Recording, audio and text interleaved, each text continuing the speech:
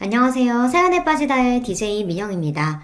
오늘 사연자는 믿을 수 없는 상황에 자신이 꿈을 꾸고 있는 줄 알았다는데요. 과연 어떤 사연인지 들어보시겠습니다. 오늘도 두 가지 사연 준비되어 있어요. 끝까지 들어주실 거죠? 그럼 바로 시작할게요. 구독과 좋아요 잊지 말고 꾹 눌러주세요. 안녕하세요. 저는 60대 아저씨입니다. 제 주변 친구들을 보면 다들 자식들 시집장가까지 다 보내고 손주도 봐서 다들 만나면 손주, 손녀 자랑만 해요. 일도 다 은퇴하고 아내와 등산도 다니고 여행도 다니면서요. 그런데 제 삶은 또래 친구들과는 좀 다릅니다. 저는 혼자 살아요. 그리고 회사도 하나 운영하고 있습니다. 제 인생에 있어 가장 중요한 게 바로 제 회사예요. 이제 내 인생도 다 끝났구나 절망하던 순간 사업을 시작해서 지금까지 쭉 성장하며 지금에 이르렀거든요. 사실 제 인생이 기구하다면 좀 기구합니다. 가족까지 다 버리고 선택했던 가장 사랑했던 여자를 잃었어요. 그 이후로 정신이 나간 사람처럼 살았었는데 지금의 사업을 시작하게 되면서 큰 힘과 용기를 얻고 사람처럼 살 수 있게 되었습니다. 가끔 혼자라는 게 외롭고 지칠 때도 있어요. 친구들이 자식 결혼시킨다고 하고 손주 돌잔치라고 연락이 오면 나는 그동안 뭘 했나 싶기도 하고요. 하지만 어쩌겠습니까? 쉬지 않고 앞만 보며 달려오다 보니 결국은 혼자 남겨진걸요. 그래서 더 일에 열심히인 것 같아요. 그리고 제가 함께 일하는 직원들은 저처럼 살지 않기를 바라는 마음에 회사 복지만큼은 대기업만큼 지원해줍니다. 그러다 보니 우리 회사 직원들은 다들 결혼도 일찍 했고 아이를 키우는 직원들도 많아요. 제가 30년 넘게 회사를 운영하면서 느끼는 건데 직원들이 가정에서 편안함을 느껴야 회사 일도 열심히 하고 다른 회사로 이직도 안 하더라고요. 그래서 제 사업 목표가 신입사원으로 들어온 직원들이 10년이고 20년이고 고민하지 않고 우리 회사를 평생 직장이다 생각하고 다닐 수 있게 해주는 겁니다. 그래도 제 목표가 잘 이루어지고 있는지 우리 회사 가족들은 모두 가족 같아요. 친구에게 제 입으로 이런 이야기를 하면 제가 사장이라서 그런 소리 하는 거라고 하겠지만 실상이 그래요. 우리 회사에 신입으로 들어와서 안 그만두고 10년을 넘게 다닌 직원이 대다수인데다가 계약직으로 뽑은 직원들도 대부분이 다들 3개월 지나면 정직원으로 전환하겠다고 했어요. 어쨌든 제 인생은 작은 섬에 혼자 덩그러니 남겨진 호랍이라도 회사에서만큼은 직원들과 가족처럼 지내려고 노력하고 있습니다. 30도 안 돼서 아내 죽고 혼자 돼서 지금까지 난 죄인이니 혼자 살아야 한다 속죄하는 마음으로 살았지만 지금 와 생각해보면 40대 50대라도 좋은 사람 만나서 살아볼 걸 하는 생각도 듭니다. 물론 지금 와 이야기해봐야 소용없는 소리지만요. 만약 지금 다시 그때로 돌아간다고 해도 저는 용기가 없어 그렇게 하지 못했을 거예요. 사실 아예 기회가 없었던 건 아니에요. 사업이 잘 되고 나서 부모님이나 형제들이 여자 좀 만나보라고 여기저기서 선자리를 주선해줬지만 제 마음이 전혀 내키지 않았어요. 한 번은 제가 여자 만날 생각을 아예 안 하고 매일 일만 하고 있으니 어머니께서 답답하셨는지 억지로 선자리에 내보낸 적도 있었어요. 그런데 선자리에서 여자와 이야기를 하는데도 죽은 아내가 자꾸만 눈앞에 아른거려 대화를 이어갈 수 없었어요. 그때 이후로는 부모님과 형제들에게 아예 선포했죠. 난 여자 만날 생각 없다고요.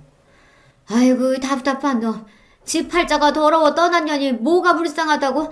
저 좋은 나이에 여자도 안 만나고 혼자 늙어 죽겠대. 아유, 아이고 내 팔자야. 어머니 그런 소리 좀 하지 마세요. 어머니 며느리가 팔자가 더럽긴 뭐가 더러워요. 그냥 나 같은 모질이 같은 놈 만나서 고생만 하다가 간 거지. 불쌍한 사람 괜히 욕보이지 말고 그만 좀 하세요. 아내가 죽고 난 뒤에야 알게 된 것들이 너무도 많습니다.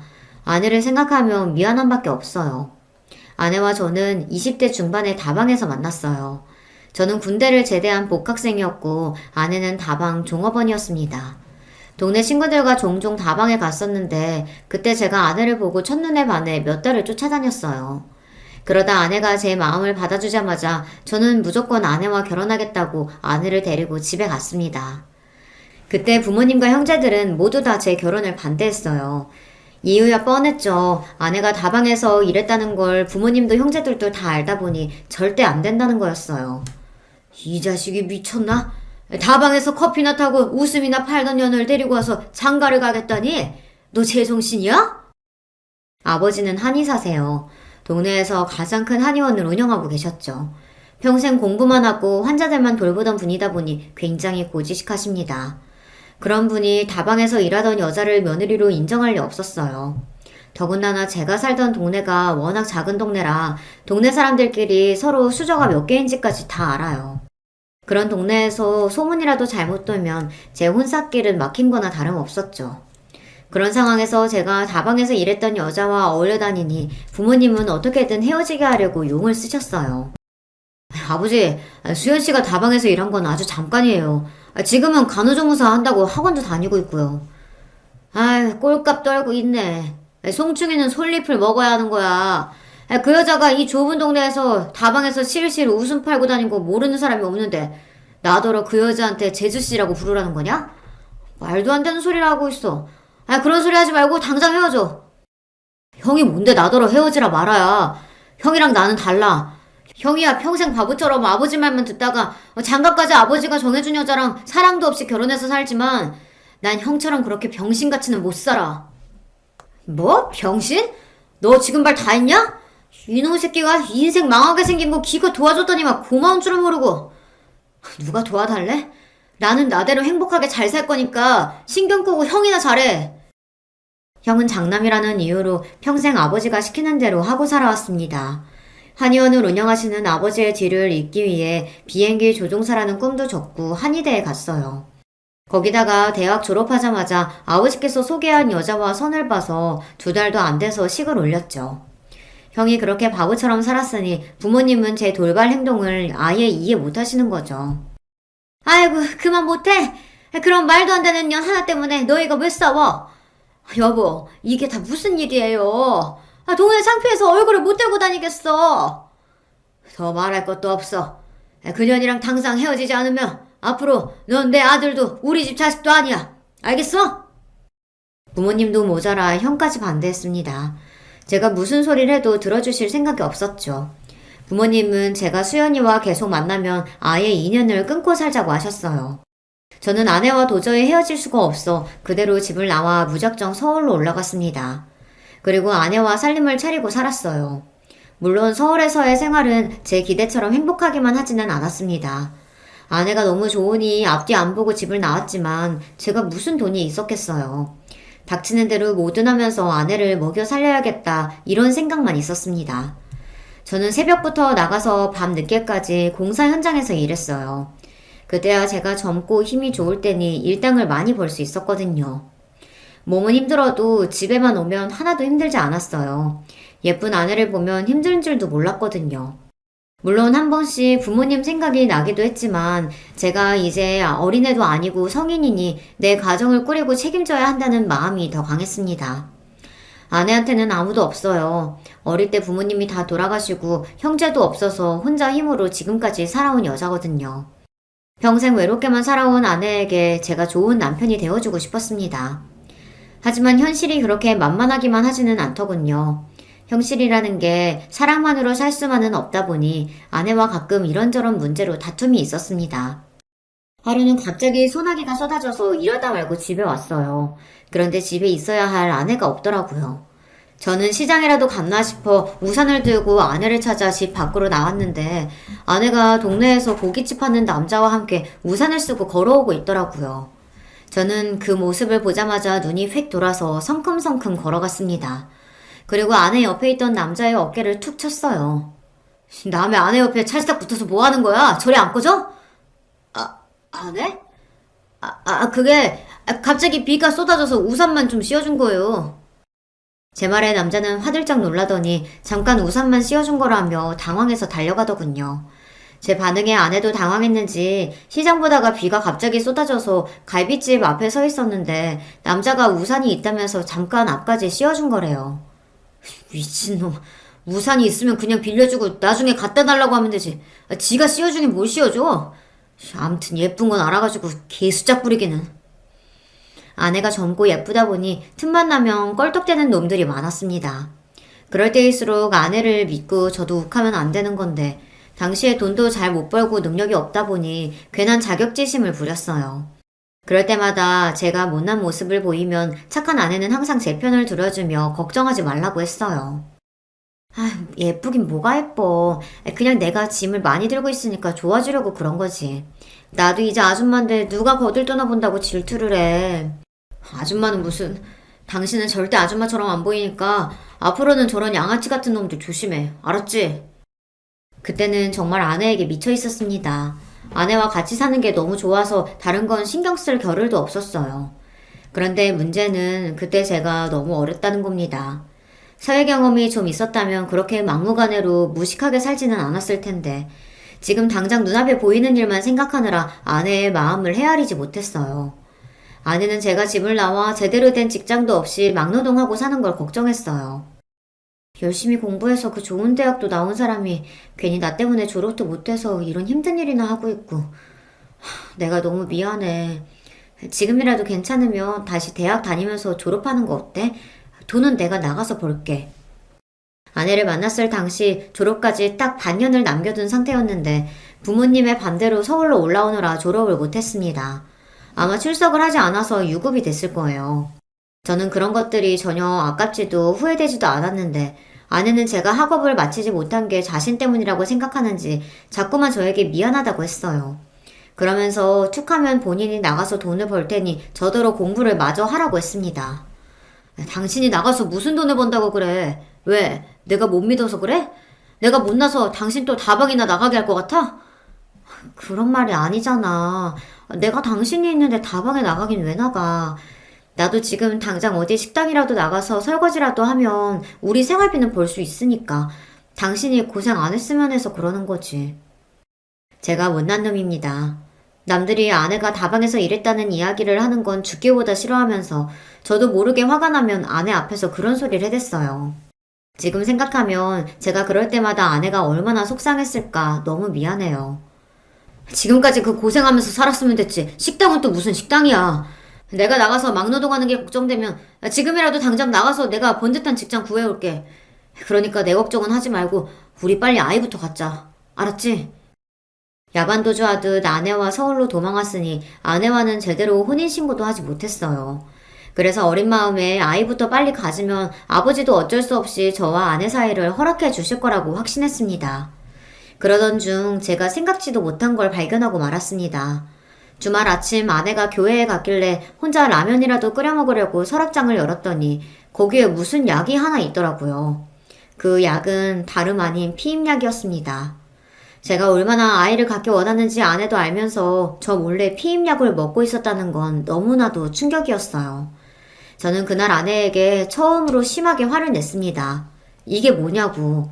내가 아이를 얼마나 원하는지 모르냐고 따졌죠.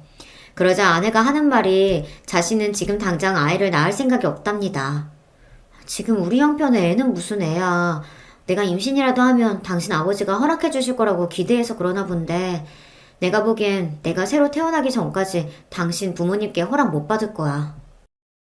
당신한테 우리 부모님이 심하게 구신 건 나도 알지만 애까지 가진 며느리한테 반대하시진 않을 거야. 내가 알아.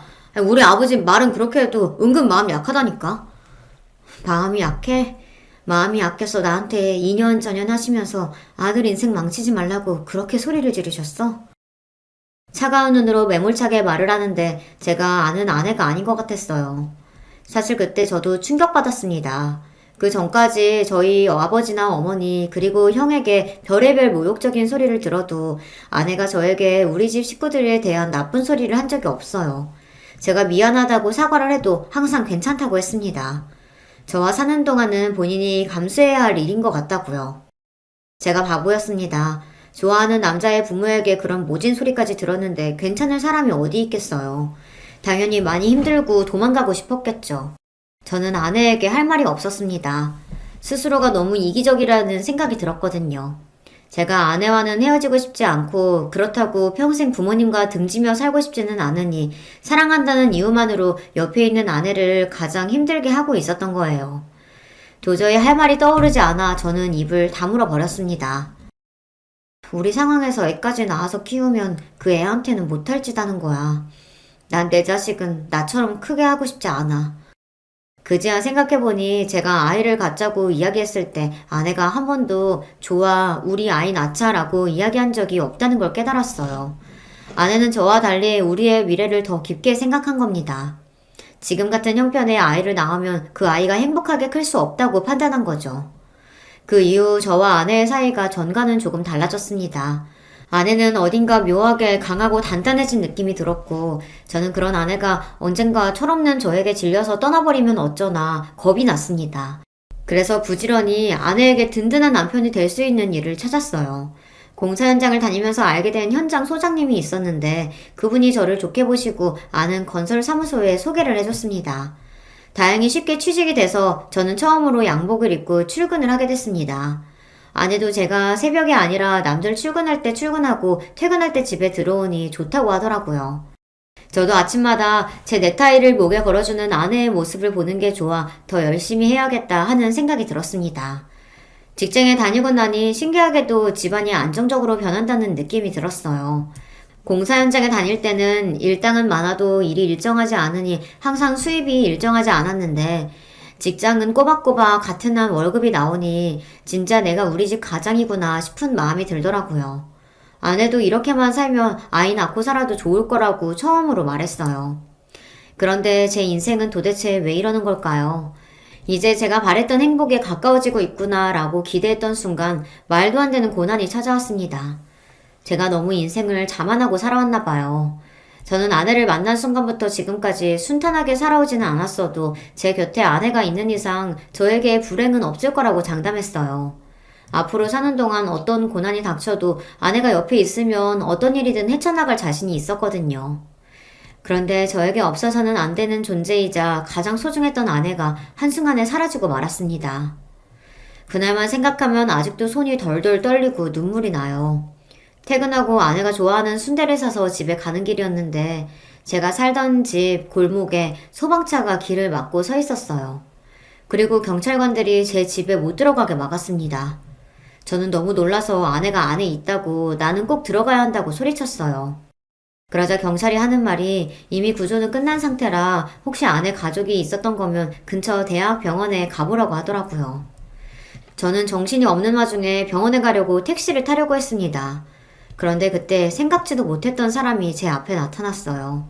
바로 저희 형이었습니다. 형이 제가 이곳에 있는 걸 알 리가 없는데 어떻게 나타났을까 싶어 어리둥절한데도 아내가 걱정돼서 말이 나오지 않았어요. 그냥 계속 빨리 병원에 가야 한다고 중얼거릴 뿐이었죠. 그런데 그때 형이 하는 말이 기가 막혔습니다. 형 말이 아내가 죽었대요. 무슨 이런 일이 있니? 너 여기 산다는 거 듣고 바로 찾아왔는데 글쎄 불이 나서 집이 다 불타고 있는 거야. 나는 혹시나 네가 여기 있기라도 할까봐 곧장 신고했는데 너는 없고 그 여자만 있었대. 알고 보니 집에 불이 난 걸 보고 소방서에 신고한 게 형이랍니다. 제가 집을 나가고 아버지가 계속 저를 수소문했었는데 오늘에서야 제가 이곳에 사는 걸 알아서 마침 집에 온 거랍니다. 그래서 불이 난 걸 본 거고요. 수연이 어딨어? 우리 수연이 어디 있냐고? 바로 병원으로 이송됐는데 병원 도착하기 전에 이미 죽었대. 제가 기억나는 건 거기까지입니다. 형 입에서 수연이가 죽었다는 말을 듣고는 저는 그대로 쓰러지고 말았어요. 그리고 눈을 떴을 때는 병원이었습니다. 저는 어떻게든 몸을 일으켜 일어나 당장 수연이에게 가겠다고 했지만 형이 말렸어요. 너 그동안 도대체 어떻게 산 거야? 의사 말이 너 몸 상태가 너무 안 좋아서 며칠 입원해야 하던데. 형은 제 걱정에 그동안 뭘 한 거냐고 다그쳤지만 저는 들리지 않았습니다. 수연이 생각만 나서 눈물만 났어요. 제 몸이 어떤 상태든 상관없었습니다. 저는 그냥 수연이에게 너무 미안했습니다. 도망 나와 여기까지 끌고 온 것도 나면서 먹고 살겠다고 일하는 게 힘들어서 자꾸만 수연이에게 어린애처럼 징징댔어요. 아침에도 수연이가 새벽부터 끓여놓은 콩나물국이 짜다고 다 먹지도 않고 그냥 나왔거든요. 저는 믿을 수가 없었습니다. 수연이가 죽다니요. 저는 도저히 믿을 수가 없었습니다. 꿈이라고 생각하고 싶었어요. 그래서 저는 아무것도 하지 않고 잠만 잤습니다. 자다가 눈이 떠지면 또 눈을 감고 또 깨면 계속 잤어요. 그대로 수연이를 따라 죽어버렸으면 좋겠다 싶었거든요. 병원에 며칠 그러고 있었더니 옆에서 보고 있던 형이 답답했는지 태어나자마자 저를 끌고 본가로 들어갔습니다. 아버지는 저를 보자마자 욕을 하고 소리를 질렀지만 제 귀에는 아무것도 들리지 않았어요. 미친놈, 여자한테 미쳐서 부모 버리고 집까지 버리고 나가더니만 결국은 정신이 완전히 돌아버려서 돌아왔구나. 어이구, 멍청한 놈. 아이고, 고생하고 온 애한테 왜 욕을 하고 그래요? 어서 들어가서 좀 쉬어라. 아버지 말이 맞았습니다. 저는 정신이 온전치 않았어요. 누군가 제 머리를 망칠로 두들겨 패기라도 한 것처럼 멍하니 정신이 없었습니다. 눈을 뜨면 계속 수연이 생각만 하다가 눈을 감으면 눈물이 났어요. 지금 생각해도 스스로가 참 병신 같아요. 그때 그러고 있으면 안 되는 건데 슬픔에 숨어서 폐인처럼 살았습니다. 그래서 수연이의 마지막을 보지 못했어요. 그 여자 찾아올 가족도 없는 것 같아서 그냥 내가 화장해서 바다에 뿌렸어. 괜히 어디다가 모셔두고 하면 너 더 마음 못 잡고 살 것 같아서. 형 마음대로 그렇게 하면 어떡해. 찾아올 가족이 없기는 왜 없어. 내가 있는데. 그리고 우리 수연이 그 여자 아니야. 내 아내라고. 형이 병원에서 시신을 수습해 화장했대요. 그러고는 바다에 뿌렸답니다. 저는 왜 그랬냐고 그래도 나한테 물어봤어야 하는 거 아니냐고 소리쳤지만 형은 들어주지 않았어요. 기껏 뒷수습 다 해줬더니만 고마운 줄도 모르는 한심한 놈이라고 욕만 해댔죠. 미친놈. 한심한 소리 하고 있네. 너희끼리 철없이 소꿉놀이나 해놓고 아내는 무슨 아내냐? 헛소리 좀 하지 말고 정신 차려.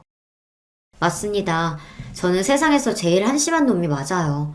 사랑하는 여자 하나 지키지 못하고 마지막 가는 길까지 배웅해주지 못했으니까요. 더 가슴 아픈 건 저에게 남은 게 아무것도 없다는 겁니다.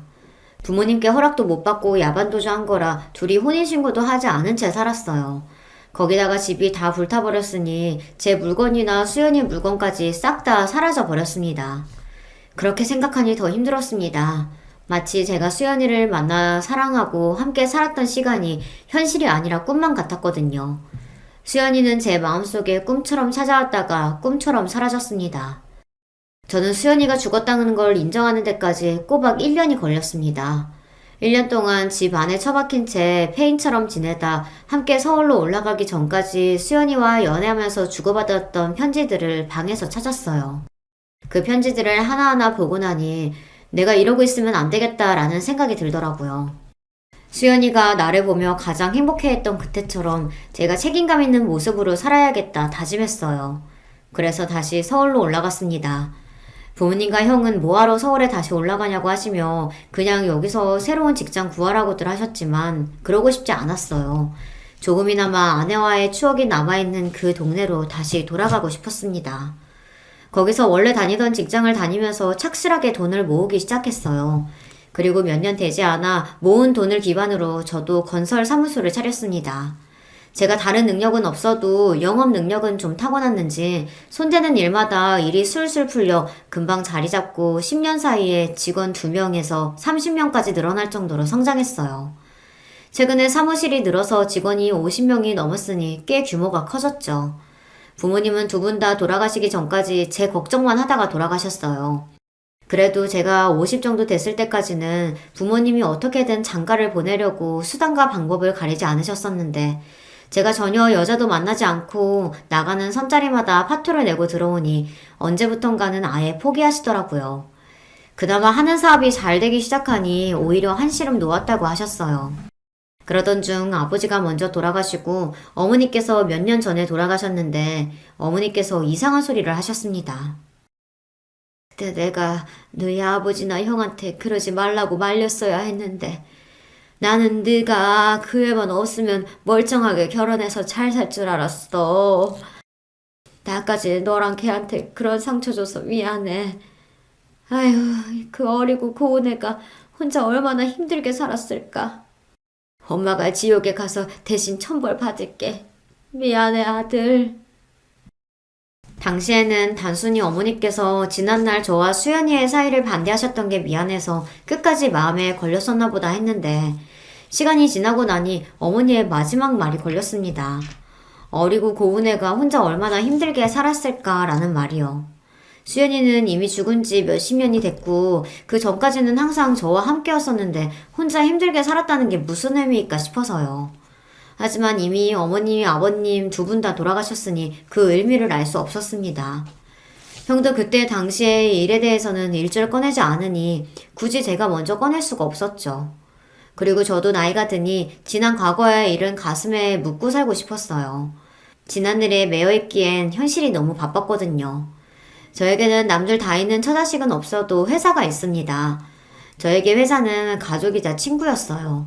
제가 사람도 잘 안 만나고 회사 일에만 열중하다 보니 주변에서는 물려줄 사람도 없는데 뭘 그렇게 회사를 열심히 키우냐고 했습니다. 그렇게 돈 많이 벌어봐야 물려줄 자식도 없는데 나중에 어떡하려고 회사 일만 죽어라 하면서 사냐? 돈도 벌 만큼 벌었는데 좀 쉬엄쉬엄 하면서 운동도 하고 여행도 좀 다니고 그래. 너 그러다 가로로 늙어 죽으면 하늘나라 가서도 후회한다. 내가 물려줄 사람이 없게는 왜 없어. 우리 회사 직원들이 있는데 나 죽기 전에 나랑 같이 고생했던 직원들한테 다 나눠주고 갈 거야. 다들 제 말을 믿지 못했지만 저는 진심이었습니다. 저에게 남은 게 뭐가 있겠어요. 회사 달랑 하나인데 그 회사 위에 자신의 평생을 바쳐 열심히 일한 직원들에게 모두 다 주고 가고 싶었어요. 저는 이런 이야기를 직원들에게 종종 합니다. 직원들도 처음 들었을 땐 대표가 술에 취해서 술주정을 하나 보다 하지만 함께 오래 일한 직원들은 제 마음을 알아요. 제가 회사와 우리 직원들을 얼마나 소중하게 생각하는지요. 저에게 회사 직원들이 가족이나 다름없었습니다. 그래서 직원들 경조사에는 무슨 일이 있어도 참석하고 회사에서 지원해줄 수 있는 만큼 지원을 해줬어요. 제게는 가장 소중한 회사를 위해 일해주는 직원들이 걱정 없이 행복해야 제 회사를 위해 더 힘써줄 걸 아니까요. 회사에 2, 3년 전 입사한 남자 직원이 하나 있어요. 대학 졸업하고 다른 회사 다니다가 경력직으로 입사했는데 함께 일하는 직원들이 다들 칭찬하더라고요. 나이에 비해 성숙하고 일도 깔끔하게 잘한다고요. 사실 그 전까지는 다른 회사에서 일하다 온 직원이니 그렇게 눈여겨보지는 않았어요. 우리 회사 특성상 신입사원으로 들어와서 대부분 오래 일한 직원들이 많아서 다른 회사에서 이직해온 사람은 어쩐지 의리가 없다는 느낌이 들었거든요. 그런데 몇 년 지켜보다 보니 직원들 말대로 사람이 괜찮았어요. 왜 나이가 들면 그런 게 다 보이잖아요. 아무리 회사 상사고 대표라 예의를 지키고 잘한다고 해도 이 사람이 가정교육을 어떻게 받았는지 집안 분위기는 대략 어떨 것 같은지 좀 보이더라고요. 제가 제 자식은 안 키워봤어도 30년 넘게 혼자 운영하면서 수많은 직원들을 뽑고 겪어봤으니 그런 안목이 좀 생기더라고요. 그 직원은 누가 봐도 화목한 가정에서 가정교육을 잘 받은 것 같아 보였어요. 그 직원이 3년차쯤 됐을 때 회식 자리에서 처음으로 사적인 이야기를 좀 했는데요. 경력직이라고 해도 이제 회사에 들어온 지 3년이 된 대리다 보니 저와는 따로 이야기를 나눌 기회가 없었어요. 그런데 회식 자리에서 제 건너편에 앉았더라고요. 흔히들 직장 동료들과 이야기를 나누듯 여자친구는 있냐, 집은 어디냐 이런 식의 이야기를 나눴는데 둘이 이야기를 나누다 보니 훨씬 더 사람이 괜찮아 보였어요. 술이 꽤 들어간 상태로 사적으로 대표를 대하는데도 눈이 총명하고 흐트러지는 거 없이 말을 예의 바르게 잘하더라고요. 거기다가 결혼할 여자친구가 있는데 어머니가 혼자시라 마음이 쓰인다는 고민까지 털어놨어요. 어머님이 혼자서 아들을 아주 바르게 잘 키우셨네. 아버지께서 하늘에서 보시면 많이 뿌듯해 하시겠어. 늙으면 이게 문제입니다. 요즘 젊은 사람들은 아무리 회사 대표라도 직원들 가정사에 이러쿵저러쿵 떠드는 거 싫어한다는데 제가 또 그걸 잊고 오지랖을 부렸어요. 어머니가 혼자 계신다는 말에 저는 당연히 아버지가 돌아가셨다는 이야기인 줄 알았습니다. 아버지께서 돌아가셨는지는 저도 사실 잘 몰라요. 그냥 제가 태어나기 전에 부모님이 헤어지셨다고만 들었거든요. 직원의 말에 저는 순간 당황해서 바로 사과했습니다. 내가 늙어서 뭘 모르고 괜한 주책을 부렸다고요. 그러자 직원이 아니라고 오히려 손사래를 쳤어요. 아니에요, 대표님. 제가 괜히 제 개인적인 이야기를 해서 그렇죠. 대표님이 너무 편하게 잘해주셔서 제가 너무 말을 많이 했나 봐요. 신경 쓰지 마세요. 이런저런 이야기를 나누다 보니 참 요즘 사람 같지 않게 마음 씀씀이가 따뜻하고 속이 깊은 것 같더라고요. 그래서 나중에 회식이 끝나고 돌아갈 때 우리 회사에 오래 있어달라고 대표로서 아부 좀 했습니다. 그러자 알겠다고 꼭 그렇게 하겠다고 크게 대답하며 활짝 웃어 보이는데 그 모습이 마치 저의 젊은 날을 보는 것 같아 기분이 좋았습니다. 그 이후로도 그 직원을 보면 제 기분이 좋았어요. 언제나 활기차고 열심히 하는 모습을 보고 있으면 저도 힘이 생기면서 원동력이 되더라고요. 사람 마음이 다 똑같은 게 얼마 뒤 승진 심사가 있었는데 저를 도와주는 이사와 부장들 모두가 과장으로 그 친구를 모두 추천하더라고요. 입사한 지 오래되진 않았어도 모든 역량에서 다른 직원들보다 훌륭하다고요. 저는 행복했습니다. 사업이라는 게 제가 아무리 열심히 해도 주변 상황이 따라주지 않으면 안 되는 거잖아요. 저는 상황도 알아서 잘 따라주고 직원 복까지 있는 것 같아 항상 감사하는 마음으로 살았습니다. 그리고 종종 아내를 보내줬다는 바다에 가서 그런 이야기들을 늘어놓고는 했어요. 당신 덕분에 나만 호강하고 사네. 너무 보고 싶다. 제가 생각해도 주책인 게 아내를 떠나보낸 지가 30년이 훌쩍 넘었는데도 저는 아직도 아내를 잊지 못했어요. 물론 그때 사진을 보고 있으면 저도 기가 막혀요. 아내는 젊고 예뻤던 모습 그대로 제 마음에 남아있지만 저는 쭈구리 할아버지가 되었으니까요. 얼마 뒤 좋은 소식을 들었어요. 최근 과장으로 승진한 그 직원이 올해 연애한 여자친구와 결혼한다고 하더라고요. 저는 진심을 다해 축하했습니다. 그리고 필요한 게 있으면 언제든 이야기하라고 했어요. 얼마 뒤 직원의 결혼식 날이 밝았습니다. 그날은 아침부터 뭔가 기분이 좋았어요. 결혼식장에 택시를 타고 가는데 벚꽃도 예쁘고 날씨도 좋아서 저도 모르게 발걸음이 가볍더군요. 그럴 때 보면 저도 나이를 헛먹었어요. 이 나이에 벚꽃을 보고 설레는 걸 보면 말이죠. 평소 제가 아끼던 직원이기도 하고 저에게 주례를 부탁했으니 서둘러 결혼식장으로 향했습니다. 처음 하는 주례라 긴장돼서 택시를 탔어요. 준비한 주례사를 한 번이라도 더 읽어보려고요. 사실 제가 결혼은 했었어도 호적상은 미혼이고 자식도 없잖아요. 이런 제가 주례를 한다는 게 직원에게 미안해서 다른 사람에게 부탁하라고 좋게 거절했는데 직원이 하는 말이 우리 회사에서 근무하는 동안 느낀 건데 제가 회사 대표가 아니라 마치 진짜 아버지 같아 꼭 주례를 해줬으면 한다고 하더라고요. 사실 제가 아버지가 없이 자라서 아버지가 계시면 어떤 느낌일까 많이 궁금했었는데 대표님께서 저 결혼 준비한다고 휴가도 넉넉하게 주시고 신혼집에 모텔하고 보너스도 주셔서 정말 감사했어요. 사장님께서 꼭 주례해 주셨으면 좋겠는데 한 번만 더 생각해 주세요. 이렇게 이야기하는데 어떻게 모르는 척을 하겠어요. 저도 고민할 것도 없이 알겠다고 제가 주례를 하겠다고 했습니다. 직원들 앞이라 분위기에 휩쓸려 하겠다곤 했는데 긴장이 되기는 많이 되더라고요.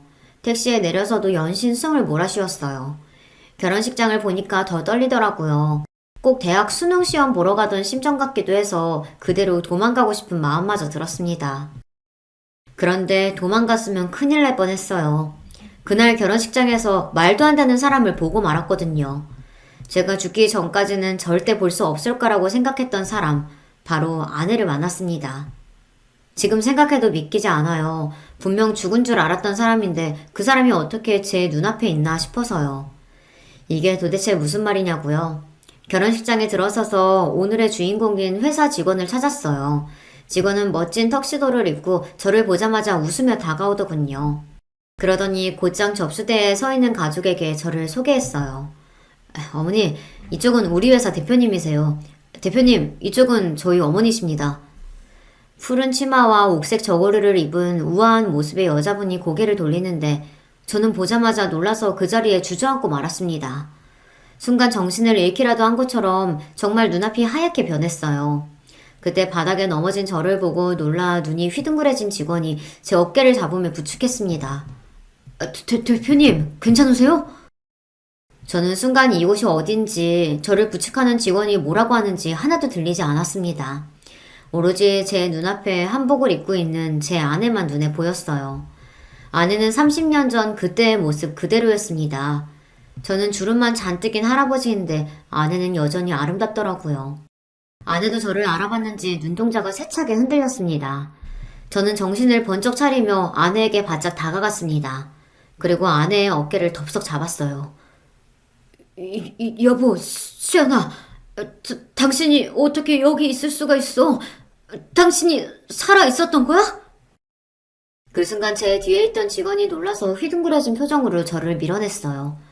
대표님, 지금 뭐 하시는 거예요? 우리 어머니께 여보라뇨. 이 손 놓으세요. 아내를 만났다는 놀라움에 손에 힘이 바짝 들어간 저는 직원이 제 손을 떼어놓으려고 하는데도 손이 떨어지질 않았어요. 그 순간 아내도 당황했는지 못 볼 걸 보기라도 한 것처럼 손을 떨었습니다. 주영아, 이 사람이 왜 여기 있어?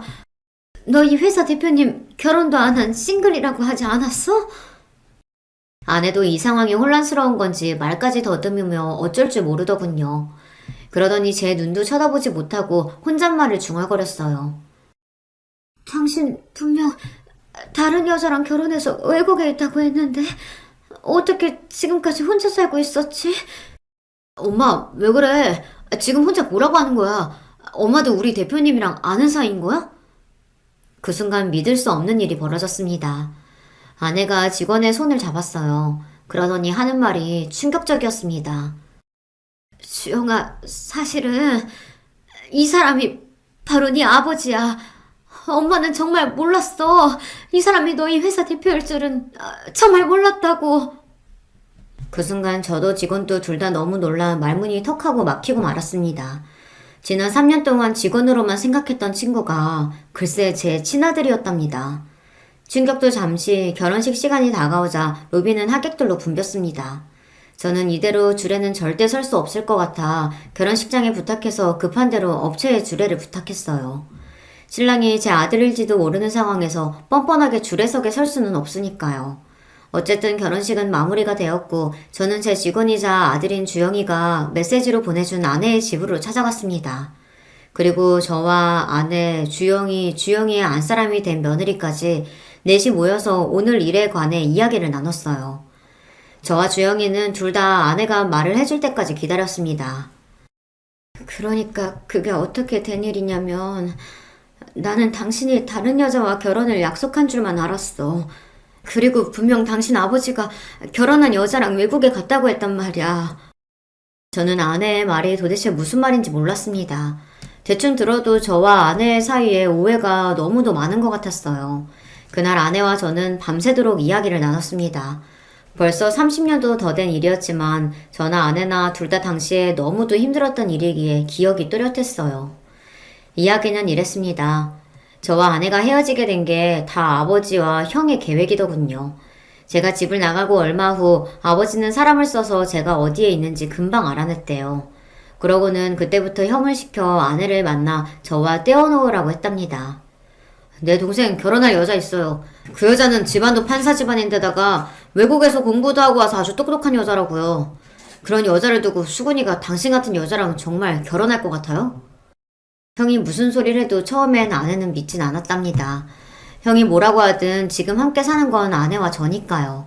아내도 저와 헤어질 생각 없다고 당당하게 말했대요. 그래서 저에게도 말 안 하고 아무 일도 없다는 듯 지낸 거고요. 그런데 얼마 지나지 않아 형이 또 찾아왔답니다. 그러더니 아내에게 하지 말아야 할 모진 소리까지 한 거죠. 우리가 이런 짓까지는 안 하려고 했는데 당신이 하도 거머리처럼 내 동생한테서 안 떨어져서 내가 뒷조사를 좀 했거든? 당신 고등학교도 졸업 못하고 이 동네 저 동네 다방에서 몸 팔고 다니다가 유부남이랑 바람 피워서 그 유부남 마누라한테 고소도 당했다면서? 그건 유부남인지 모르고 만난 거였어요. 그 남자가 속여서 정말 몰랐다고요. 아내가 저를 만나기 전에 만났던 남자가 작정하고 유부남인 걸 속이는 바람에 아내는 그 남자의 아내에게 고소까지 당했었대요. 그 일을 형이 알아낸 거고요. 합의금도 못 내서 구치소까지 갔다 왔다던데 그런 더러운 몸으로 감히 내 동생을 넘봐? 지금 당장 내 동생이랑 안 헤어지면 이 사실 내 동생한테 다 말할 거니까 그런 줄 알아. 제발 그러지 마세요. 다 옛날 일이고 정말 모르고 그런 거예요. 벌써 다 받았다고요. 주제를 알아야지. 우리 집안에서 당신 같은 여자를 며느리를 인정이나 할 것 같아? 그나마 지금 헤어지면 아버지가 월세 보증금 정도는 준다고 하니까 돈이라도 줄 때 먹고 떨어져. 형은 하다하다 아내의 과거까지 들춰내며 아내의 치부를 알아냈나 봐요. 아내와 제가 다방에서 만나긴 했지만 그 전의 일은 제가 모르다 보니 아내는 절대 저에게 지난 과거를 들키고 싶지 않았다고 하더라고요. 그래서 형이 자신의 과거를 알았다고 했을 때 심장이 철렁 내려앉았답니다. 그 일을 제가 알게 되면 당연히 헤어지자고 할 것 같아서요. 제가 지금 당장 헤어지자고 해도 수근 씨가 나랑 절대 안 헤어지겠다고 할 거예요. 아내는 어떻게든 저와 헤어지고 싶지 않아 눈물을 뚝뚝 흘리며 특별한 명분이 없으면 제가 쉽게 헤어져 주지 않을 거라고 했지만 형은 그런 걱정은 하지 말라고 했답니다. 우리가 다 알아서 할 거니까 그쪽은 수근이 앞에서 더러운 과거 다 까발려주고 싶지 않으면 돈 줄 때 이거나 받고 그냥 빨리 짐이나 싸서 나가요. 괜히 버티지 말고. 아내는 결국 저와 헤어지는 길을 택한 거죠. 지금이야 그깟 과거 뭐라고 그런 일 때문에 나를 버렸나 싶지만 당시에 아내도 저도 둘 다 20대의 어린 나이였으니 깊게 생각은 못했을 거예요. 아내도 무서웠답니다. 자신의 과거를 내가 알게 되면 만약 내가 변해버리면 그게 더 힘들 것 같았대요. 집에 불이 난 건 아내도 나중에 알았답니다. 형이 다 알아서 하겠다고만 했지 어떻게 할지는 말하지 않았으니까요. 더군다나 형이 준 돈으로 집까지 구하고 얼마 뒤 아내는 임신이라는 걸 알았답니다. 그래서 다시 저와 살던 집으로 찾아갔는데 그때 이미 집이 다 불타고 사라져서 어떻게 해야 할지 몰라 제가 살던 고향집으로도 찾아갔었는데 그때 하필이면 우리 아버지를 만나 말도 못하고 쫓겨났답니다. 이런 여우 같은 년이 여기가 어디라고 왔어? 우리 수근이 너 같은 거 진작 다 했고 결혼해서 외국 나가서 잘 살고 있으니까 괜히 앞길 막지 말고 다시는 여기 찾아오지 마. 아버지의 말을 그대로 믿은 아내는 다시는 저를 찾아오지 않겠다 다짐하고 서울로 올라와 악착같이 살았답니다. 아내의 이야기는 회사 직원인 주영이에게 여러 번 들은 적이 있습니다. 어머니께서 혼자 자신을 키우느라 안 해본 일 없이 쉬지 않고 일하셨다고요. 아들로서 그런 어머니가 존경스럽다고 이야기하는 걸 회식 때마다 들은 적이 있습니다. 저는 이제야 평생 풀리지 않았던 퍼즐이 맞춰지는 것 같았어요.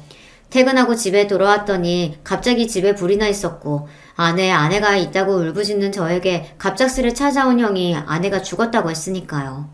저는 모두가 원망스러웠습니다. 저와 아내가 얼마나 서로를 사랑했는데 아버지와 형의 잔인한 계획으로 인해 저와 아내는 30년을 넘게 서로를 오해한 채 헤어져 지냈으니까요. 그러는 동안 제 아들은 아버지도 없이 30년을 살았어요. 저는 너무 억울해서 이대로 넘어갈 수는 없었습니다. 저는 곧장 형을 찾아가 난동을 피웠습니다. 형수와 조카들이 있었지만 눈에 뵈는 게 없었어요. 눈에 보이는 대로 다 부수고 망가뜨렸습니다. 그러자 형이 놀라서 저를 말렸어요. 그러면서 저에게 쌍욕을 하더라고요. 이 미친놈아! 너 몇 년 동안 형한테 연락도 안 하고 지내더니 다짜고짜 찾아와서 이게 무슨 짓이야? 아무 일도 없다는 듯 뻔뻔하게 구는 형의 얼굴을 보는데 저는 더 미쳐버리겠더군요.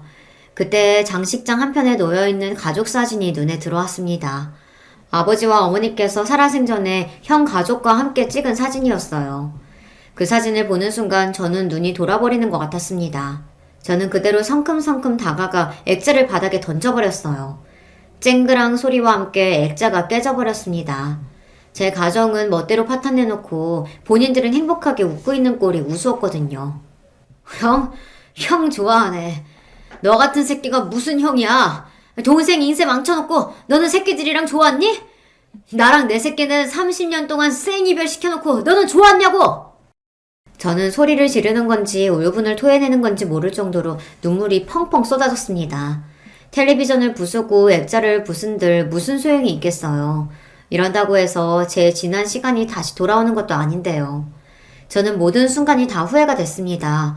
그때 불이 나서 아내가 죽어버렸다는 것에 너무 충격받아 말도 못할 정도로 바보가 될 게 아니라 내 손으로 아내를 찾아 묻고 모든 일을 정리했어야 했어요. 그랬다면 아내가 죽지 않았다는 걸, 아내의 뱃속에 제 아들이 살고 있었다는 걸 다 알았을 텐데 모든 일이 후회됐습니다. 하지만 어쩌겠어요. 지나간 시간은 돌아오지 않는걸요. 저는 지나간 시간을 후회하지 않고 남은 시간을 알차게 쓰기로 했습니다. 저는 곧장 변호사부터 고용해 형을 고소했어요. 아버지 어머니도 싹 고소하고 싶었지만 이미 돌아가셨으니 고소할 사람이 형밖에 없더군요. 지난 30년 동안 형 때문에 아내가 감쪽같이 죽었다고 생각하고 살았으니 그 피해 보상을 받아야 했습니다. 물론 시간이 너무 지나서 증거도 없고 증인도 없지만 형이 죗값을 받을 때까지 끝까지 싸울 거예요. 저는 아직도 소송 중입니다. 그리고 최근엔 아내와의 오해도 하나하나 풀며 지내고 있어요. 30년이란 세월을 단 며칠 만에 뛰어넘을 수는 없겠지만 지난날 제 실수와 잘못을 인정하고 반성하면서 아내와 다시 잘 지내보려고 합니다. 아들과도 마찬가지입니다. 바로 얼마 전까지 직원과 대표 사이였으니 갑자기 부자지간으로 지낸다는 게 쉽지는 않지만 제가 많이 노력하고 있습니다. 아내와도 아들과도 함께 못다한 시간만큼 하루하루 더 값지게 쓰려고요. 저야 지금이라도 당장 아내와 살림을 합치고 싶어요. 지금까지 30년을 떨어져 지냈으니 단 하루라도 더 함께 살고 싶거든요. 아들도 조심스럽긴 하지만 그렇게만 되면 좋다고 했어요. 안 그래도 저까지 결혼해서 나가서 엄마 혼자 사시는 게 걱정됐었는데 엄마한테도 좋은 남자친구가 있으면 좋죠. 아들은 아직 저를 아버지라고 부르지는 않아요. 회사에서 매일 만나다 보니 아직도 대표님이라고 부릅니다. 그래도 다행인 건 저를 아내의 남자친구로 인정은 해줘요. 그리고 저는 올해 크리스마스에 프로포즈를 준비 중입니다. 아내는 둘 다 이제 나이도 많은데 뭐하러 결혼하냐고 하지만 저는 죽기 전에 아내와 꼭 혼인신고를 하고 같이 살고 싶어요. 아들도 제 호적에 올리고요. 그래서 지금까지 아들과 아내에게 해주지 못한 걸 모두 다 해주고 싶습니다. 예전엔 가난해서 아내에게 좋은 옷 한 벌 못 사줬지만 지금은 집도 사주고 회사도 다 아들에게 줄 거예요. 죽을 때 저에게 10원도 남아있지 않아도 아들과 아내에게 주고 갈 수만 있다면 그거로 저는 이 세상 편하게 떠나갈 수 있을 것 같아요. 여러분께서 제 프로포즈 꼭 성공할 거라고 응원하는 댓글 좀 많이 달아주세요. 여러분의 댓글이 저에게 큰 힘이 될 것 같습니다. 끝까지 저의 이야기 들어주셔서 감사합니다. 저처럼 인생의 끝자락에 새로운 시작을 준비하는 모든 분들 응원합니다. 안녕하세요. 저는 지방 사는 70대 여자입니다. 요즘 세대는 그래도 덜하지만 우리 시대 때는 시집살이 때문에 고부 갈등이 참 많았어요. 제 주변에도 눈물 없이는 들을 수 없는 시집살이가 참 많습니다. 그런데 저는 결혼하고 한 번도 시어머니에게 쓴소리를 들어본 적이 없어요. 이런 사람 좋은 시어머니는 가을에 별세하셨는데 그래서 가을이 되면 시어머니가 그렇게 생각이 납니다. 인생이라는 게 참 우여곡절이 많고 어떻게 흘러가는지 예상 못하잖아요. 저 역시도 최근에 아주 놀라운 일이 있었습니다. 믿기 힘들었고 그 과정을 겪으며 상처도 많이 받았어요. 하지만 지금은 조금 괜찮아져서 이렇게 사연으로 제보하게 되었습니다. 저에게 무슨 일이 있었는지 궁금하시죠? 바로 시작하겠습니다. 저는 20살 성인이 되자마자 남편과 결혼했어요. 고등학교를 나오지도 못하고 공장에서 일했는데 그 이유는 제 아버지 때문입니다. 우리 아버지는 술을 정말 사랑하는 분이셨어요. 평소에는 사람이 아주 멀쩡했는데 술만 마시면 말 그대로 개가 되는 사람이었습니다. 어릴 때는 학교에 다녀오다 길거리에서 누가 싸우고 있어서 보면 그게 우리 아버지였어요. 너무 창피해서 얼굴을 가리고 도망을 다닌 적도 많습니다. 경찰서에 하도 불려가니까 나중에는 경찰 아저씨와 저는 서로 인사할 정도로 가까워졌어요. 아버지는 술을 마시면 그렇게 집안 살림을 다 부셨습니다. 안 그래도 가난해서 집에 물건도 별로 없는데 다 때려 부수니까 남아있는 가전제품도 말을 안 들었어요. 이 과정에서 엄마에게 손도 많이 대셨습니다. 결국 엄마는 아버지의 저런 행동에 더는 못 참겠다고 제가 중학생 때 한밤중에 벼랑간 갑자기 집을 나갔어요. 사실 엄마가 이렇게 갑작스럽게 집을 나가는 행동을 몇 번 했었거든요. 그래서 이번에도 곧 돌아올 줄 알고 언니랑 기다렸습니다. 그런데 엄마는 그 뒤로 행방을 아예 감추었어요. 엄마의 최종 가출 이후에는 진짜 살면서 엄마의 소식을 들어본 적도 없습니다. 오죽하면 언니가 그냥 죽었다고 생각하고 살라고 했었죠. 저한테는 2살 터울의 친언니가 있었어요. 엄마가 집을 나가고 더욱 술을 물처럼 마시는 아버지 때문에 둘이 많이 고생했습니다. 야, 종석아, 우리 이렇게 살면 다 죽어. 언니는 그래서 서울로 가려고 해. 너는 그 공장에서 만난 남자 있다며? 그 사람하고 결혼해라. 아버지랑 같이 살면 우리 평생 고통스럽게 살아야 해. 지금도 번 돈 다 빼앗기고 있잖아. 언니는 저에게 아버지랑 하루라도 빨리 떨어져야 한다고 했어요. 그러면서 본인은 서울로 가서 아버지와 연락을 끊고 저랑만 인연을 이어가겠다고 했습니다. 저는 아버지 때문에 공장에서 억지로 일했었는데 월급을 제 손으로 만져본 적이 없어요. 왜냐하면 월급날이 되면 아버지는 그걸 알고 공장 앞까지 찾아왔습니다. 퇴근한 제가 돈 봉투를 받으면 그걸 그대로 들고 가서 술을 사서 마셨어요. 월급을 주지 않으면 공장 앞에서 술병을 던지며 행패를 부리고 저에게 손을 대기도 하셨습니다. 그래서 어쩔 수 없이 주고는 했어요. 그런 아버지의 행패를 막아주었던 한 남자가 있는데 그 사람이 언니가 말한 제 첫 남자친구였어요. 저보다 3살 많은 남자였는데 그렇게 저는 그 사람과 결혼까지 하게 되었습니다. 저는 정말 살고 싶은 마음에 그 남자에게 결혼하자고 했던 거였어요. 아직도 제가 결혼하자고 했더니 놀란 눈으로 저를 쳐다보던 남편이 기억납니다. 우리 집은 당연히 해줄 수 있는 게 아무것도 없었어요. 도망치고 싶어서 결혼하는 사람이었는데 제가 무엇을 들고 갔겠어요. 아버지에게 저 결혼한다고 통보하고 집을 나서는데 뒤에서 욕하는 소리가 들렸습니다. 무서우면서 한편으로는 너무 다행이고 해방감을 느꼈어요. 가난했던 것은 우리 집뿐만이 아니었습니다. 남편의 집도 넉넉한 사정은 전혀 아니었어요. 사실 우리 세대는 모두가 가난한 세대였거든요. 그렇게 얼떨결에 남편의 집에서 결혼 생활이 시작되었습니다. 저는 엄마가 없었고 남편은 아버지가 안 계셨어요. 너무 안타깝게 결혼하기 바로 전에 병으로 돌아가셨다고 하더라고요. 장남인 남편 밑으로 시동생이 무려 5명이 있었습니다. 시어머니와 남편이 밖에서 돈을 벌어 식구들은 먹여 살리고 있었어요. 시어머니는 말수가 적고 온화한 분이셨습니다. 혼자 그 많은 자식의 밥을 하는 게 얼마나 대단해 보였는지 모릅니다. 결혼해서 저도 며느리로 그 집에서 같이 사니까 저는 당연하게 살림해야 한다고 생각했어요. 그래서 청소하고 빨래하고 요리하고 그렇게 지냈는데 제가 열심히 집안일을 하면 시어머니는 제 손을 꼭 잡고 늘 이렇게 말씀하셨습니다. 아가, 네 고운 손이 망가질까봐 무섭다. 우리 아들하고 결혼해줘서 고마워. 우리 평생 행복하게 살자. 내가 아가 네 엄마라고 생각하고 살아. 알겠지? 얼마나 사람이 대단한 분인지 아시겠죠? 저는 이런 시어머니 덕분에 고부 갈등을 전혀 겪지 않았어요. 친정아버지 때문에 도망치듯 결혼했는데 시어머니를 잘 만나서 다행이었습니다.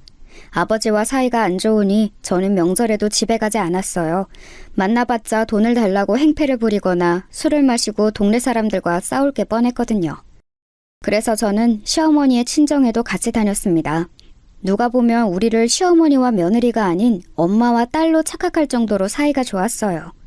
이렇게만 말하면 제가 아주 행복한 결혼 생활을 했던 것 같죠? 그런데 전혀 아니에요. 왜냐하면 남편의 도박 중독 때문에 제가 얼마나 고생을 많이 했는지 몰라요. 남편은 결혼 전에는 전혀 안 그랬다고 하던데 결혼하고 정말 우연히 도박을 한번 해보더니 거기에 푹 빠지게 되었습니다. 공장에서 번 돈을 집에 가져오지 않고 그대로 도박장에 들고 갔어요. 시어머니와 저는 그런 남편을 찾으러 온 동네를 뒤지고는 했습니다. 결혼하고 저는 집에 있느라 공장에서 일하지 않았거든요. 남편이 벌어오는 돈으로 우리가 살았는데 저렇게 가장이 책임감 없이 행동하니 기가 막혔습니다. 시어머니도 간간히 용돈벌이로 남의 집 옷을 수선했는데 그걸로 우리가 먹고 살기엔 너무 부족했어요. 이런 남편 때문에 제가 얼마나 마음고생을 했는지 모릅니다. 하지만 이럴 때마다 시어머니가 제 손을 잡고 울면서 당신이 대신 미안하다고 해서 마음이 약해졌어요. 남편을 저 대신 때리면서 정신을 차리라고 몇 번을 말씀하셨죠. 물론 남편은 시어머니와 제가 아무리 말려도 들은 척도 하지 않았습니다. 심지어 있던 집을 담보로 도박해서 우리는 단칸방으로 이사 가기까지 했어요. 시동생이 무려 5이라 단칸방에서 잠을 잘 때는 똑바로 눕지도 못했습니다. 그 지경까지 가니 저도 집에 있을 수는 없었어요. 그래서 공장에 나가서 급하게 제가 돈을 벌었습니다. 이렇게 힘들게 사느라 임신은 저에게 다른 세상 얘기였어요. 남편은 약 3년 동안 도박에 빠져 살다가 간신히 정신을 차렸어요. 그 이유는 바로 막내 시동생이 병에 걸렸거든요. 그것도 이유를 제대로 알 수 없는 병이었어요. 남편이 밖에서 도박하고 돌아다녀서 시어머니와 제가 일하느라 시동생들을 제대로 챙길 수가 없었습니다. 그래서 막내 시동생이 한밤중에 열이 펄펄 나도 해열제만 계속 먹였어요. 그러다 어느 날은 아침에 깨어나질 않아 급하게 병원에 데려갔더니 불치병이라는 거예요. 이유를 알 수 없으니 병원에 입원한 상태로 있었는데 돈이 정말 많이 들었습니다. 둘째 시동생이 학교도 가지 않고 병원에서 간호하느라 고생이었어요. 막내는 생사를 오가고 시어머니와 저도 힘들어서 안 아픈 곳이 없으니 그제야 남편은 정신을 차렸습니다. 그래서 곧바로 집 앞에 있는 인쇄회사에 들어갔어요. 가서 제일 말단 직원으로 일을 시작했습니다. 시어머니와 저는 남편이 그렇게 일반 사람처럼 직장에 다닌다는 것만으로도 좋았어요. 돈을 버는 사람이 늘어나니까 확실히 조금이라도 사람 사는 것처럼 살 수 있게 되었습니다. 남편이 회사에 들어가고 저는 첫째를 임신하게 되었어요. 제가 임신하자 시어머니는 또 제 손을 꼭 잡고 아주 좋아하셨습니다. 저도 아이를 가지니까 책임감도 생기고 좋았어요.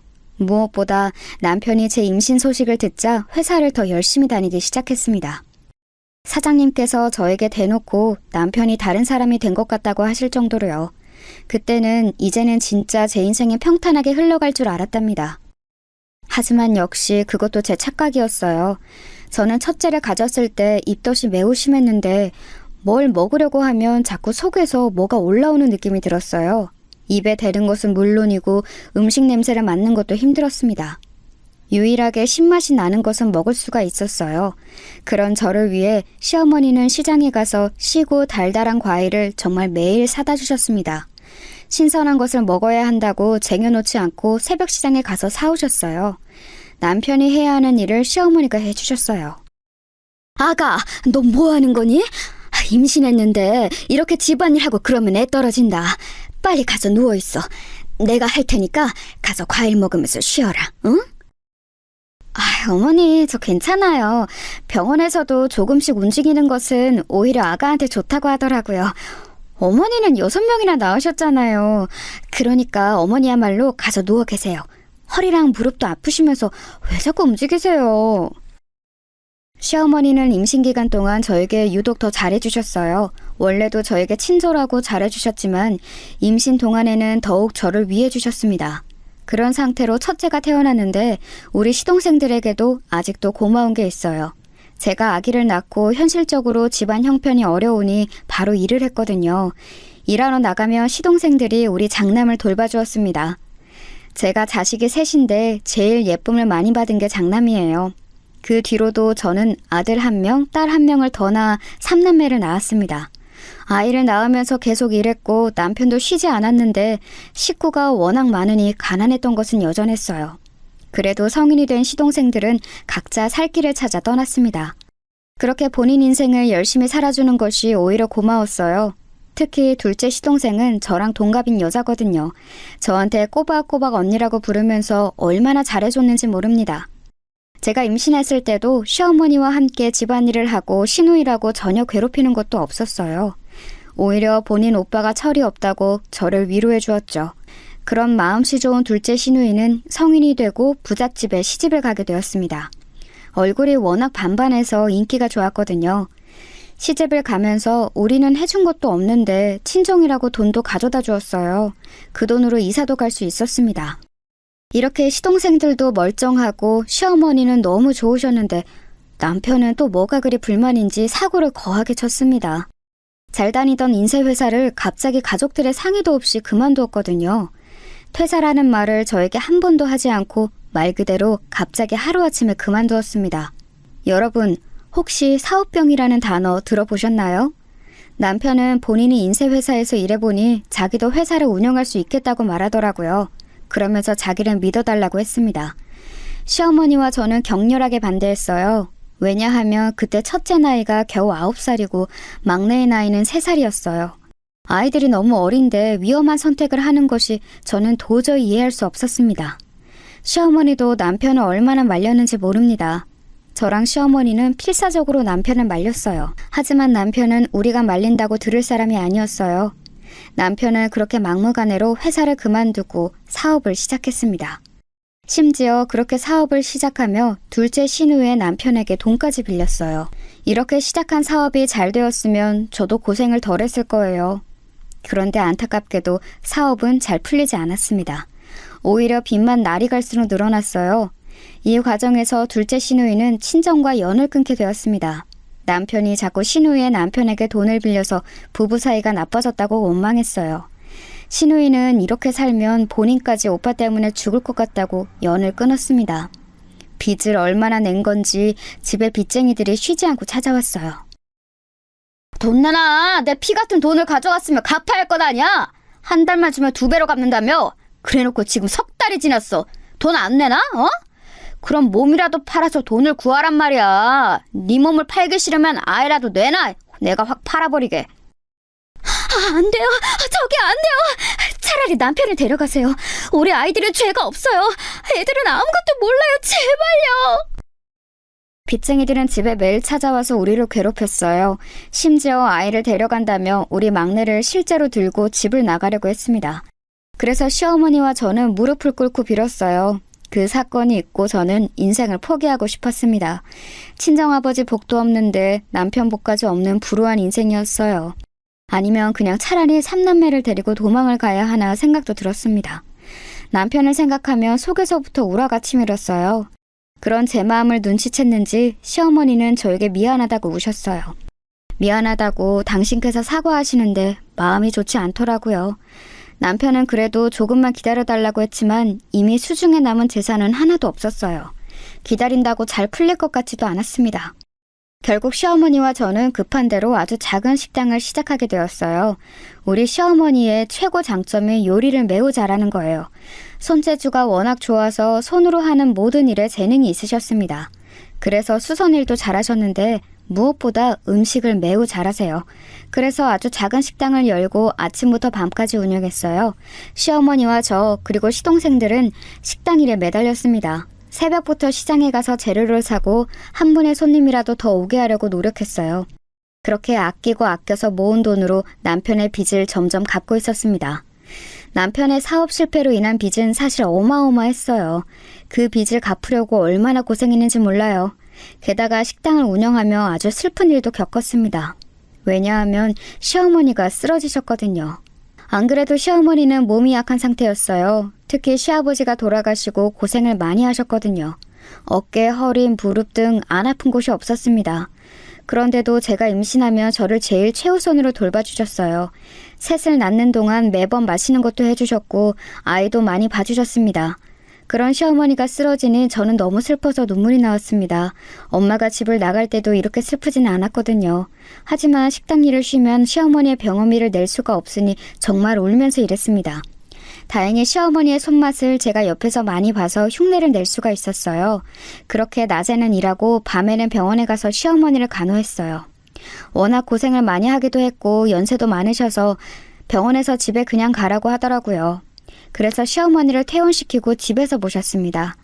식당 일을 하다가도 시동생들에게 잠시 가게를 맡기고 집에 들러 어머니 끼니는 꼬박꼬박 챙겼어요. 단골 손님들이 딸보다 며느리가 훨씬 더 챙긴다고 대단하다고 하셨죠. 아가, 미안하다. 시집와서 고생만 하네. 내가 너무 미안해. 우리 다음 생에 만나면 엄마랑 딸로 태어나자. 미안해. 시어머니는 1년 동안 누워 계시다 결국 집에서 돌아가셨어요. 돌아가시기 직전에 상태가 매우 안 좋았는데 자식들보다 저를 더 많이 찾으셨습니다.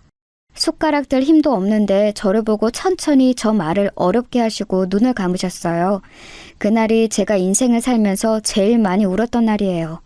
어머니가 돌아가신 슬픔에 저는 정상적으로 살 수가 없었습니다. 낮에는 그래도 제가 일해야 하니까 식당에서 일하고 밤마다 얼마나 울었는지 몰라요.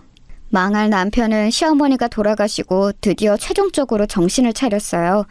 저에게 어느 날 술을 마시고 오더니 무릎을 꿇고 울더라고요. 본인이 너무 미안했다고 이제 앞으로 자기 인생을 저에게 바치겠다고 했죠. 고맙거나 대단한 마음은 전혀 들지 않았습니다. 그저 아직 어린 우리 삼남매라도 어떻게든 키워보자고 했어요. 시동생들도 하나둘 커서 집을 나갔습니다. 남편은 식당에 나와 저를 도와 일했어요. 식당에서 일하면서 몸도 마음도 지쳤지만 이렇게 일하지 않으면 제 자식들을 키울 수가 없었습니다. 그래서 기계처럼 일했더니 손님이 많이 늘어났어요. 돌아가신 시어머니가 딸들에게도 안 알려준 비법을 저에게 알려주셨거든요. 그래서 그 요리 방법대로 요리했더니 점점 손님이 늘어 다른 지역에서 우리 식당에 올 정도로 손님이 늘었습니다. 아주 작은 가게에서 시작한 우리 식당은 어느새 점점 규모가 커지기 시작했어요.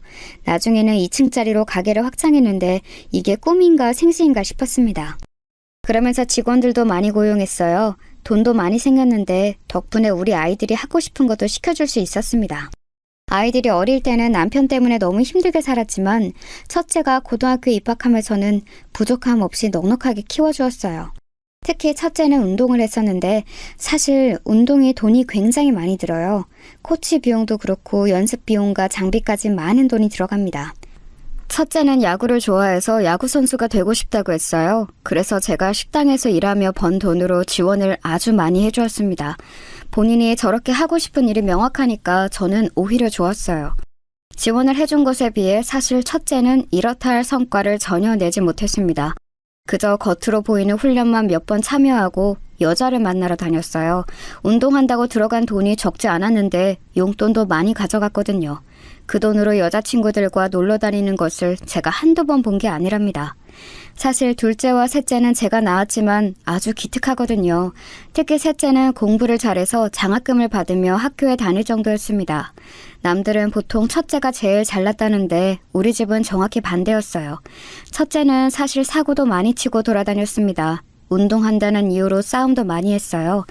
제가 아이들 학교에 선생님의 부름을 받고 달려갔던 것은 첫째 때가 유일하거든요. 어머니, 재열이가 운동하는 것은 알겠는데 너무 위화감을 조성합니다. 야구 방망이를 들고 다니면서 친구들을 위협해요. 제가 그러지 말라고 했는데 무슨 일이 생기면 본인의 돈으로 해결한다는 말까지 하더라고요. 집에서 각별히 지도해 주세요. 장남의 담임 선생님의 말씀을 듣고 저는 어이가 없었습니다. 제가 그렇게 고생해서 확장한 식당의 돈이 장남의 합의금으로 쓰게 되는 것은 말이 되지 않잖아요. 특히 중간에 엄마 같던 시어머니가 돌아가시고 정말 많이 힘들었거든요. 그걸 옆에서 봤으면서 장남이 저렇게 말했다니 너무 속상했습니다. 집에 와서 첫째 아들에게 저런 말을 했냐고 물어봤더니 아니라고 하더라고요. 장남의 이런 행동은 심지어 성일이 되고 나서도 지속되었어요. 장남을 보면 마치 우리 아버지를 보는 기분이 들었습니다. 여기저기 시비를 걸고 싸움판에 휘말리는 모습을 보며 얼마나 속이 상했는지 몰라요. 남편이 겨우 정신 차렸더니 이제는 큰아들이 제 속을 썩이기 시작했죠. 군대를 다녀오고 큰아들은 본격적으로 사고를 치며 돌아다녔습니다. 야구 선수가 되겠다면서 야구 방망이를 들고 다녔는데 저도 모르는 사이 깡패 집단에 들어갔더라고요. 집에 잘 들어오지도 않았는데 간만에 아들을 보면 볼 때마다 문신이 늘어나 있었습니다. 양팔과 등짝에 무시무시한 용 그림이 있었어요. 야, 이재열, 너 등짝에 그건 뭐야? 너 야구 선수가 되겠다고 하더니 지금은 뭔 깡패야? 제발 정신 좀 차려라, 어? 동생들은 공부해서 대학 가는데 너만 이게 뭐야? 너한테 이제 엄마도 지원 못 해줘. 알겠어? 엄마 너무 서운하네. 나한테 어떻게 이래? 나 정신 차리고 살 테니까 그럼 가게 하나만 열어줘요. 술집 하나만 열어주면 쥐 죽은 듯이 살게. 어? 제발 나 각서도 쓸게. 보다못한 제가 이제 지원을 못 해준다고 하자 장남은 오히려 가게를 열어달라고 했습니다. 본인의 인맥으로 술 장사를 하면 반드시 대박이 날 거라고 하더라고요. 그런 장남을 보며 한숨이 나왔어요. 어렸을 때부터 고생하면서 제가 잠도 못 자면서 식당을 운영했는데 장남은 그걸 뻔히 알면서 술집을 차려달라고 했습니다. 둘째와 셋째는 알아서 본인 산길을 잘 찾아가고 있었어요. 저는 아무리 장남이어도 괘씸한 마음이 들어 열어주지 않으려고 했습니다. 그런데 남편이 그때 저를 설득했어요. 동생들이 잘 나가니까 본인이 얼마나 마음고생이 심했겠냐고 하더라고요. 이번이 마지막이라 생각하고 술집을 열어주자고 했습니다. 제 인생에 엮인 남자들은 도대체 왜 이 모양이가 싶었어요. 하지만 남편과 장남의 끊임없는 설득에 저는 진짜 이번이 마지막이라고 하고 가게를 하나 열어주게 되었습니다.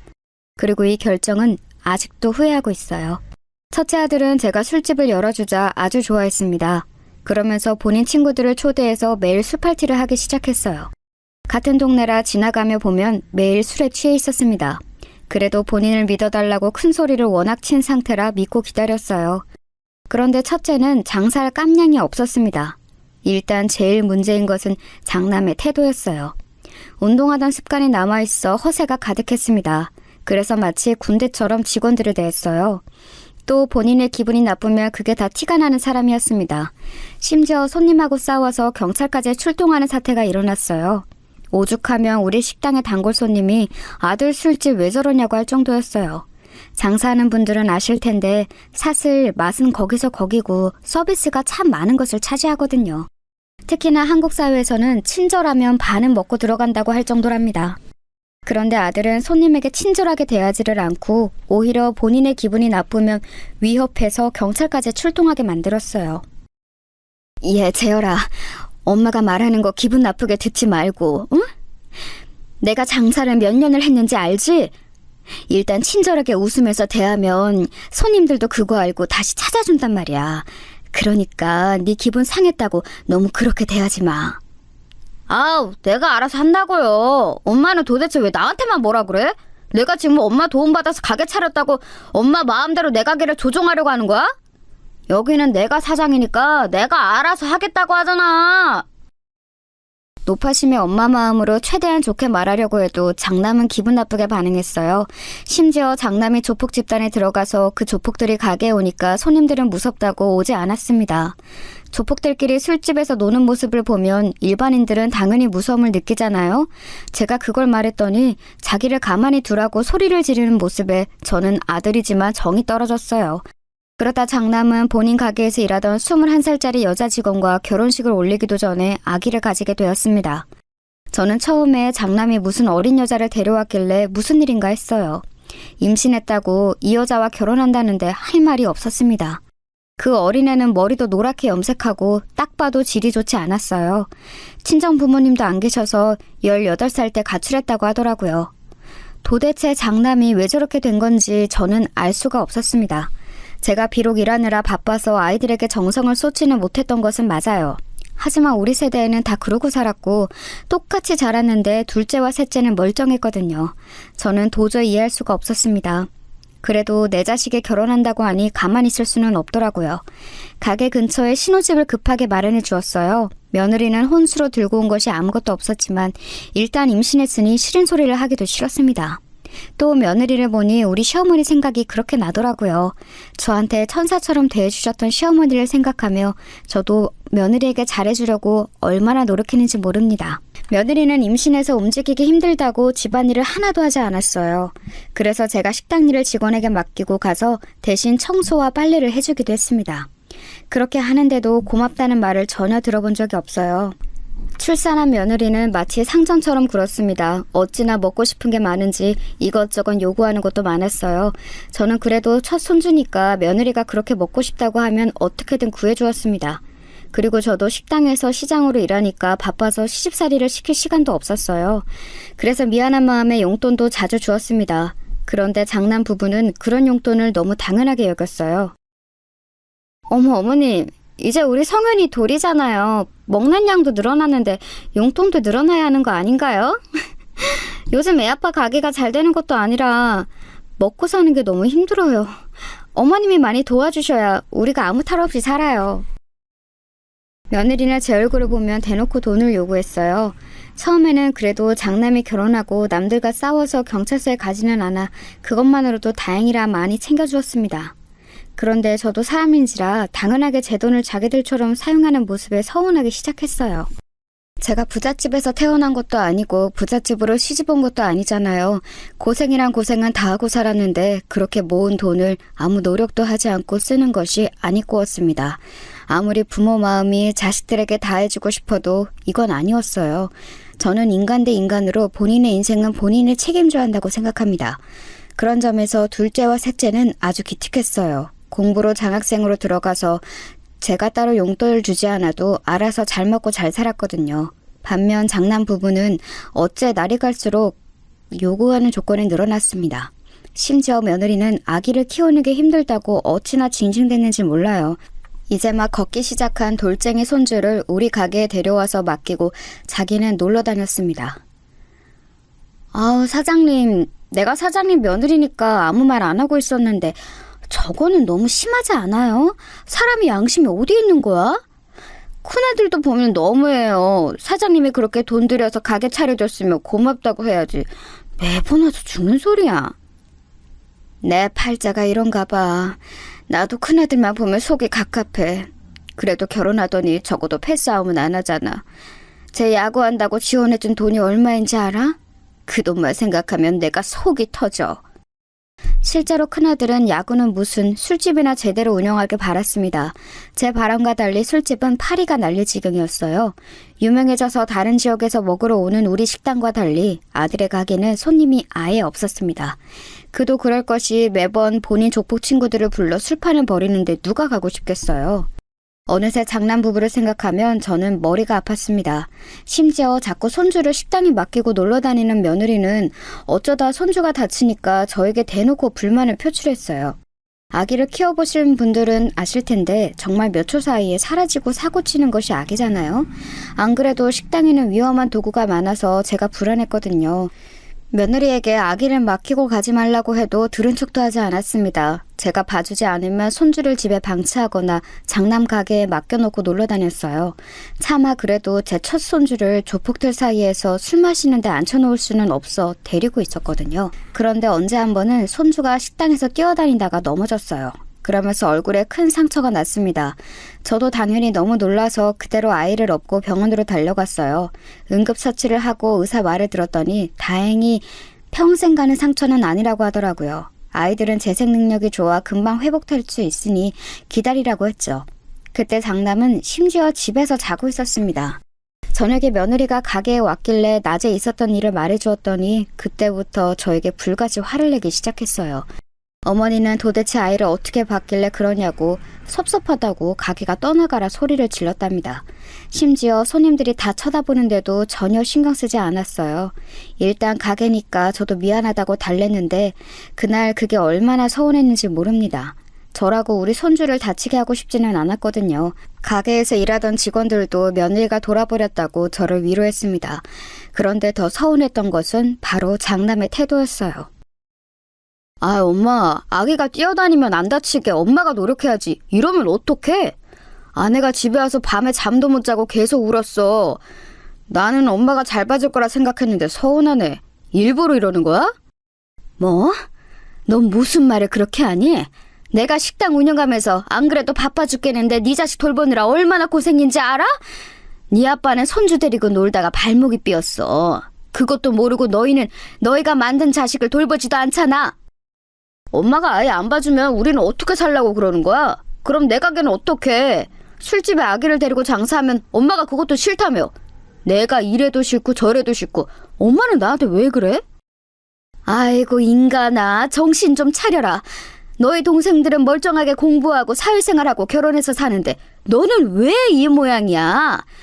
그리고 엄마한테 아기 다쳤다고 뭐라 할 거면 아예 데리고 오지 마. 이 사건으로 저는 장남 부부에게 실망했습니다. 힘들게 고생이란 고생을 다 하면서 키웠더니 저렇게 나오는 게 너무 괘씸했어요. 특히 장남에게는 서운한 마음이 가득했습니다. 이런 상황에서 제가 아예 장남 부부와 인연 자체를 끊게 되는 계기가 발생했어요. 그건 바로 장남이 저 사태에서 제대로 된 사과도 하지 않고 한 행동이 있었습니다. 유명한 우리 식당과 달리 본인의 가게는 손님이 없어 파리가 날렸잖아요. 그래서 장남은 우리 식당에서 밥을 먹고 나온 손님들에게 자기 술집으로 오라고 꼬드겼어요. 생전 도와주러 오지도 않더니 본인 가게로 손님을 데려가려고 앞에 서 있는 모습을 보고 저랑 남편은 할 말을 잃었습니다. 심지어 우리 가게 손님들을 데려갔으면 서비스라도 챙겨줘야 하는데 억지로 술을 강매까지 했습니다. 그 과정에서 손님들은 당연히 기분이 나빠서 또 경찰을 부르게 되는 사건이 자주 발생했어요. 그게 소문이 나서 아들 가게는 물론이고 우리 가게의 손님까지 잃게 될까 두려웠습니다. 실제로 단골들이 아들을 보면 아예 우리 가게를 지나쳐서 들어오지 않는 모습을 몇 번이나 목격했거든요. 그래서 제가 그런 식으로 하지 말라고 했더니 아들은 그게 그렇게 섭섭했는지 큰 소리로 화를 내기 시작했습니다. 본인이 그래도 엄마의 첫째 자식인데 어떻게 그럴 수가 있냐며 바락바락 소리를 질렀어요. 남편이 그런 아들을 말리자 아빠도 똑같다며 행패를 부리기 시작했습니다. 그래도 아닌 건 아니라 저는 제발 정신 차리라고 똑같이 대응했어요. 그랬더니 아들이 어떤 행동을 했는지 아세요? 다 필요 없어. 다 필요 없다고. 맨날 재민이 재원이만 챙기고 엄마는 장남인 나는 챙기지도 않고 다 죽어. 그냥 나는 몰라. 죽을 거야. 야 인간아, 지금 뭐 하는 거야? 왜 우리 가게 그릇을 던져? 여보, 빨리 경찰 불러. 이놈아, 도대체 뭐가 그리 불만이라 이러는 거야? 엄마 속 터지게. 아들은 본인의 뜻대로 되지 않자 갑자기 우리 가게에 있는 기물을 파손하기 시작했어요. 경찰을 불렀는데 첫째 아들 때문에 경찰 얼굴을 하도 많이 봐서 민망했습니다. 경찰들도 우리 아들을 보더니 고개를 절레절레 젓기 시작했어요. 그날은 장사할 마음이 도저히 들지 않아 문을 빨리 닫았습니다. 불 꺼진 가게에서 남편과 둘이 아들이 던진 그릇을 주우며 생각했습니다. 아무리 자식이어도 본인 자식까지 낳은 자식을 책임질 필요는 없었어요. 그것도 힘들게 키워놨더니 저러는 게 오히려 괘씸했습니다. 얄미운 며느리는 말할 것도 없고요. 이제는 손주 얼굴도 보기 싫더라고요. 그렇게 예뻐해도 돌아오는 것은 아무것도 없으니 허탈했습니다. 그날 남편과 많은 얘기 끝에 결국 결정을 내리게 되었습니다.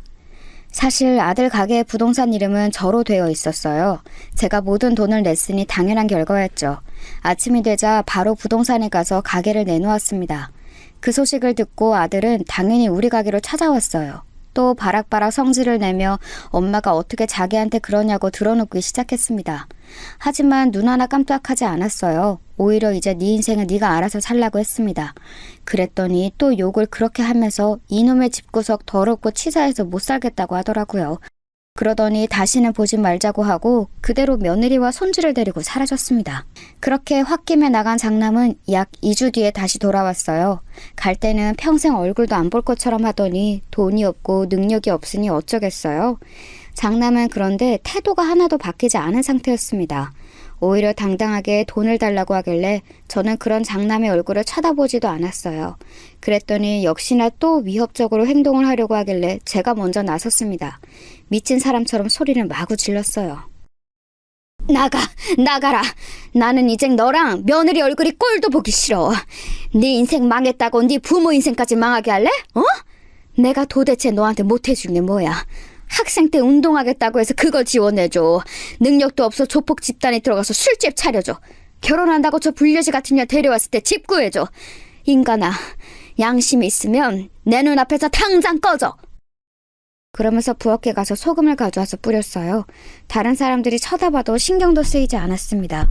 오히려 더 과장되게 행동했더니 장남은 매우 당황했어요. 그러더니 저한테 당당하게 소리쳤습니다. 그래, 알겠어. 나도 싫어. 나는 평생 엄마랑 아빠랑 연 끊고 살 거니까 그렇게 하셔. 나도 서운하고 섭섭한 거 말하면 끝도 없어. 고아라고 생각하고 살 테니까 연락하지 마. 가자. 그렇게 장남은 완전히 제 눈앞에서 사라지게 되었습니다. 처음에는 속상하고 제가 너무했나 싶었어요. 하지만 남편과 둘째와 막내는 저를 위로했습니다. 오히려 앓던 이가 빠졌다고 남편을 좋아했어요. 실제로 그 뒤로 저는 아주 행복한 인생을 살게 되었습니다. 둘째와 셋째는 각각 본인들도 너무 잘났는데 배우자도 아주 잘 만났어요. 심지어 전문직이라 미래도 보장되었는데 성격까지 좋았습니다. 제가 결혼할 때 지원해줬는데 그게 그렇게 감사했다고 얼굴을 볼 때마다 얘기했어요. 그러니 저도 자연스럽게 더 지원해주게 되더라고요. 둘째네 부부는 영국으로 가서 결혼 생활을 했습니다. 본인들의 회사가 영국에 본사가 있다고 해서 해외로 가게 되었어요. 그런데 한국에 올 때마다 선물을 가득 들고 오더라고요. 그 모습을 보며 얼마나 뿌듯했는지 모릅니다. 이렇게 둘째와 셋째 부부 그리고 손주들까지 보고 있으니 첫째 부부는 금방 기억에서 사라졌어요. 오히려 연락이 없는 걸 다행으로 여겼습니다. 갑자기 나타나서 돈을 달라고 할까봐 얼마나 무서웠는지 몰라요. 첫째가 우리와 연락을 끊고 우리 가족에게 좋은 일이 많이 일어났습니다. 식당은 매출이 자꾸 늘어나서 2호점과 3호점까지 생겼어요. 자식들이 각자 잘 사니까 시동생들에게 2호점과 3호점을 내게 해주었습니다. 어차피 시어머니 도움으로 제가 잘 살게 된 거라 평생 갚으려 살려고 했죠. 가족들과 사이도 날이 갈수록 좋아졌어요. 막 결혼했을 때는 너무 가난해서 다리도 못 펴고 잤다고 했잖아요. 그런 우리가 어느새 이렇게 식당도 매출이 좋고 다들 행복하게 사니 얼마나 다행이었는지 모릅니다. 그런 상황에서 저는 환갑이 지나 65세가 되었을 때 식당 일에서 물러나게 되었어요. 평생 일했더니 몸이 여기저기 아프더라고요. 남편도 안 아픈 곳이 한 군데도 없었습니다. 남편은 다행히 어머니가 돌아가시고 완전히 정신을 차렸어요. 그 뒤로는 사고도 전혀 치지 않고 저를 도와 열심히 살았답니다. 그래서 그 뒤로는 저도 남편을 많이 의지하며 살았어요. 식당은 막내 시동생에게 물려주었습니다. 막내가 어릴 때 많이 아팠다고 했잖아요. 그래도 심성이 어찌나 착한지 매번 저에게 고맙고 미안하다는 말을 달고 살았어요. 시어머니와 유독 얼굴이 많이 닮아 저도 애착이 갔거든요. 막내 시동생에게 식당을 물려주고 뿌듯한 마음으로 그동안 모은 돈으로 남편과 여행하며 살고 있었습니다. 영국에 있는 둘째 부부도 보러 가고 유럽 여행도 다녔어요. 물론 나이가 들어 움직이는 것이 힘들었지만 가난했던 과거를 생각하면 지나가도 벌떡 일어나게 되더라고요. 좋은 풍경을 보며 저는 우리 부모는 생각도 나지 않았는데 돌아가신 시어머니가 그렇게 생각났습니다. 만약 살아계셨다면 제가 어떻게든 데리고 좋은 곳을 보여주려고 애썼을 거예요. 남편과 둘이 조용한 곳에 가서 우리가 살았던 인생을 얘기하며 서로 웃고 울었습니다. 시어머니 얘기를 하면 그렇게 눈물이 나왔는데 이상하게 남편이 있으면 위로가 되었어요. 이렇게 은퇴하고 남편과 열심히 둘째와 셋째 부부를 보러 다니며 여행을 하고 있던 어느 날이었습니다. 그때 제 나이가 칠순잔치를 바로 직전에 두고 있었어요. 그날은 셋째 부부가 우리 집에 오기로 한 날이었습니다. 그래서 남편하고 시장에 가서 애들 먹일 갈비를 포장해서 왔는데 누가 우리 집 앞에 있더라고요. 누구지 싶어서 봤는데 저는 눈이 마주치게 소스라치게 놀라게 되었습니다. 너무 놀라서 들고 있던 갈비도 땅에 떨어뜨릴 정도였어요. 엄마, 아빠 잘 지냈어요? 나야 재열이. 나 잊은 거 아니지? 내가 성공해서 찾아오려고 엄마랑 아빠가 보고 싶어도 얼마나 참았는지 알아? 나 이제 사장님이야. 우리 집 앞에 당당하게 서 있던 사람은 바로 장남이었어요. 장남은 때깔 좋은 양복을 입고 저를 찾아왔습니다. 본인이 사장이라고 소개하며 명함을 건넸어요. 봤더니 무슨 건설회사 사장님이더라고요.